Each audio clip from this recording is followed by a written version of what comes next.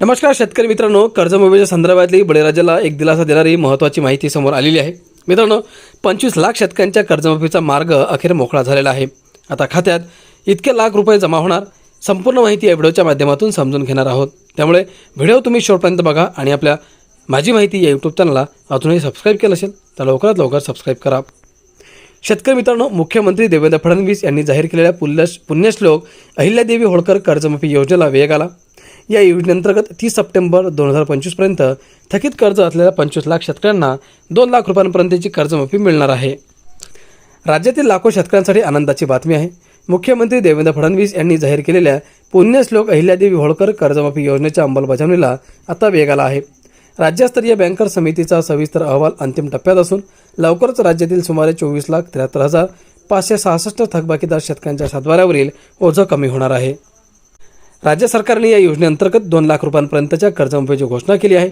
सहकार विभागाने बँकांकडून गोळा केलेल्या माहितीनुसार राज्यातील 1,33,00,000 शेतकऱ्यांपैकी सुमारे 24.73 लाख शेतकरी थकबाकीदार आहेत। या शेतकऱ्यांकडे एकूण 35,477 कोटी रुपयांची थकबाकी आहे। योजनेचे निकष अत्यंत स्पष्ट आहेत। मित्रांनो, 30 सप्टेंबर 2025 पर्यंत ज्या शेतकऱ्यांचे कर्ज थकीत आहे त्यांना ज्या योजनेचा लाभ मिळेल। कर्जाचा प्रकार केवळ पीक कर्जच नव्हे तर शेतीसाठी घेतलेली मध्यम व दीर्घ मुदतीची कर्जेही या माफीच्या कक्षेत येणार आहेत। थेट लाभ पात्र शेतकऱ्यांच्या बँक खात्यात कर्जमाफीची रक्कम थेट जमा केली जाणार आहे।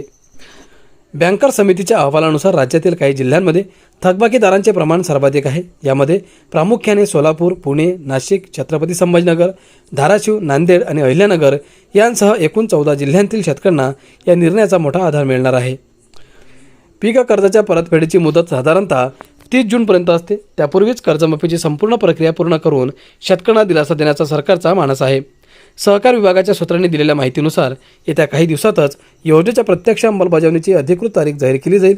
ज्या शेतकऱ्यांचे पीक कर्ज नियमित आहे पण इतर शेती कर्जे थकीत आहेत अशांनाही या योजनेत सामावून घेतल्याने ग्रामीण अर्थव्यवस्थेला मोठी उभारी मिळणार आहे।